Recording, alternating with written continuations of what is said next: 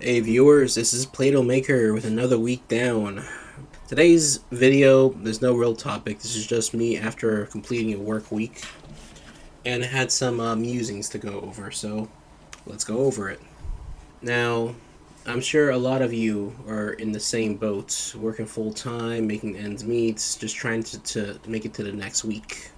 Right? You're surviving, not necessarily thriving. Right?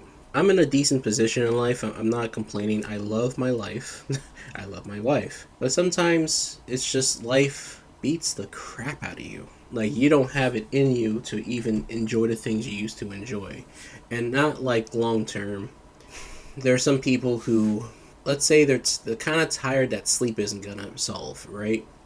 And it's okay to feel that way every once in a while. And maybe there's some of you who don't even understand that feeling yet.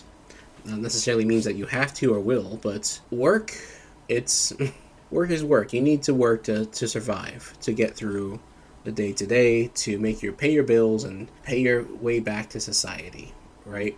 Nothing wrong with that. Working 5 days a week depends on the job, but I can completely understand if people were to have issues making it to the end of the week. It's not even about the money either. It's maybe the job they don't like or things about it that just bogs them down.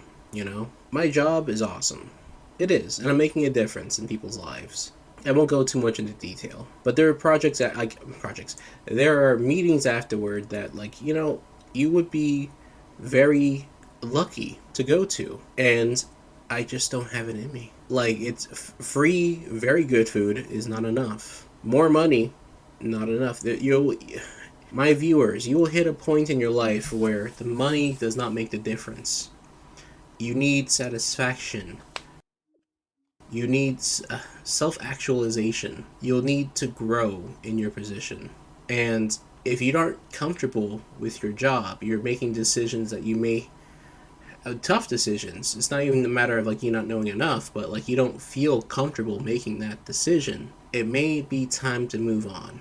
And continuously that continues to be the issue I run into. I'm at a point in my life where I'm out of school finally, and I guess things were simpler back then, where you knew what to do, or you knew how not necessarily how to do it, but you were learning how to do it, and you knew the direction you're moving into. And now, maybe my viewer, maybe you are in a point where you have the ability to do anything you want, to start a business, to work for a company, to switch companies, and you don't know what steps to take. And in the meantime, you're kept so busy, it's hard to make any real moves. On the back of that, you have obligations and responsibilities to keep up, and it's kind of hard to really make the leap of faith you would like to make because you have to maintain the lifestyle you have now.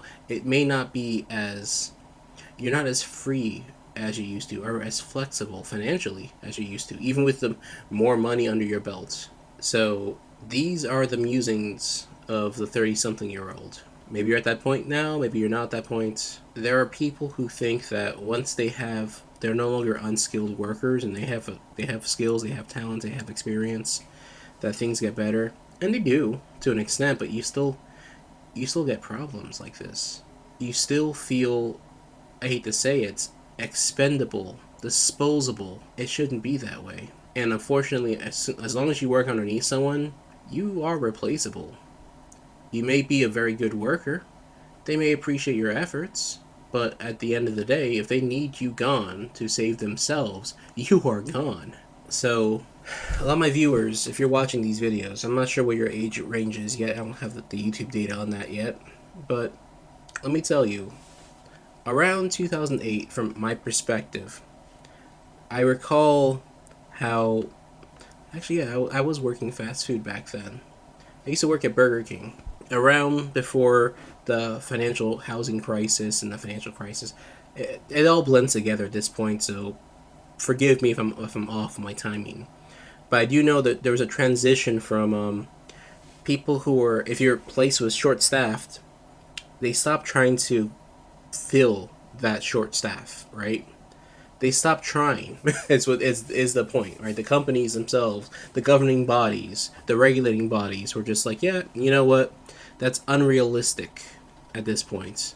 So what we'll do is just simply put more work on each individual worker. You are disposable. This carried forward. That was a thing back in 2008, 2007, 2006. And unfortunate as it is, but yeah, if you if the company needs to survive, you are the fodder for that. So now I was working at a different company. I won't go into the details of what that was, but it was 2020, March 2020, when you know what happened. So everyone who was over the age of 60, well experienced, well established, they knew what they're doing. They ran their place of practice. Retired. We're short staffed. How are you gonna fill that staff? You're not going to. They're not gonna try. The short staff from the 2008 era to 2020 was already short staff, but that became the regular. And then you became short staff again for that short staff. It's ridiculous. It's already at a suboptimal level to begin with, and then you couldn't even meet that level. So what's the answer again? Cut back again. Short staff them. Everyone who's still there, everyone who's still working there will have to pull more weight. That is the reality. So the job I'm at now, is it the same way? Not quite. There's been some changes this year, or it's been more than 6 months actually. You could say it's been about 7, 8 months. I can only imagine what the difference was. I won't go into detail. That's for another channel. But the scoop here is that there are changes that are beyond the scope of this job location, of this county, of this city, of this state, that are affecting every single individual. There was a choice that was to be made. People made their choice. That's fine. I'm not gonna get into that. And keeping things vague on purpose. Don't look into that. But the point here is that to kind of tie it all together, you viewer, if you're feeling what I'm feeling like it's not like you're not appreciated, but after each week or each work day, you feel like you really can't enjoy it. You're not really who you used to be. This is the feeling I'm talking about, and I don't want you to linger in that area for too long. What's the solution? Well, adopting a 4-day work week would be amazing, but that's not realistic for every single profession. I am very fortunate to be able to do that. Reducing the severity or intensity of the workload, again, not possible for all professions. Finding a boss who can really get behind you, that's amazing. But again, there are limits. That's not gonna be for everybody as well. But if the boss needs you to do something, needs you to do as much work as humanly possible in 8 hours, as if you're trying to make up for lost time when they cut your hours the previous or following week. It is absurd in a way, but someone has to pay for it, and they gotta squeeze the penny somehow. Everyone's paying for it. Now, maybe some of you don't feel any of this. I would be curious to know if that's the case. Am I alone in feeling this? Is it just, am I just depressed? I don't think that's the case. I have met people who have felt something similar, or maybe this exact feeling, and they don't have the outlet. They don't have a podcast to talk into. I'm not calling for action or anything like that, just awareness that it is okay to feel this way. There's nothing wrong with you, but you still need to be aware of it and know what you can do about it, right? There are some people who consume to cope with their stress or even this feeling, but there's a limit to that. You're going to run out of things to consume, and your health may not take it. You need to relax.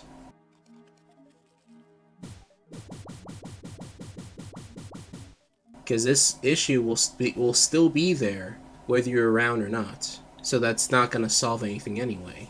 You need to prioritize and plan your way to get out of this rat race. I think that's really what it is, really. It's a rat race claiming another victim, another casualty. In Japan, they have people who die from overwork. In America, I just think they're more slick about it. They give you moments where it's like high intensity, and then moments where you kind of just fizzle out. If you're lucky, there are people who really have high intensity all the time. People who are, I swear to goodness, they were working 60 hours a week. That's insane. But if you had even suggested they reduce their work hours, they would revolt. I remember as a child, I won't name names or whatnot, but I've met people who were working 3 jobs in the 90s, and they would do what they can to keep those 3 jobs. At a risk of sounding sexist, that was just how, like, to be a macho man, that's just how it is. You provide for your family, do anything you can to succeed. And it is admirable in a way, but what are you sacrificing? You know, if you're always working, are you going to see your family? I would think most families would appreciate the father figure rather than the paycheck. I can't speak on that matter. But even if that aside, that sort of reality is not sustainable. You're going to break down. You're more than machine. You're more than work. I talk about this feeling again, and I have to mention, you are more than your job. Your job is still a part of you, right? It's part of your identity. But you know it's also part of your identity? You. And a lot of people are neglecting that part. The things you enjoy, whether it be video games like you're watching now, books, movies, I'm not sure what movies are out nowadays, but friends and family, these are things that are to be maintained.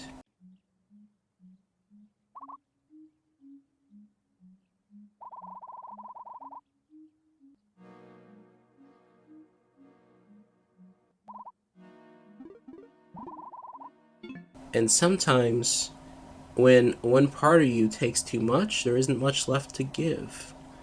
And you need to recharge to restore yourself before you can begin again. Sometimes the job, the full-time work you're doing, is taking more than those 40 hours, or 60 hours in that case of that guy. Sometimes you take work home even when there's no work. The load is so heavy that you feel it for days afterward. And by the time you fully recover, it's the right time for the next work week. You are just doing enough recovering just to function again, just so you don't break down. And that's not a life. Vacation. Yeah, vacation would be nice. Very, very nice. Who's paying for it? No.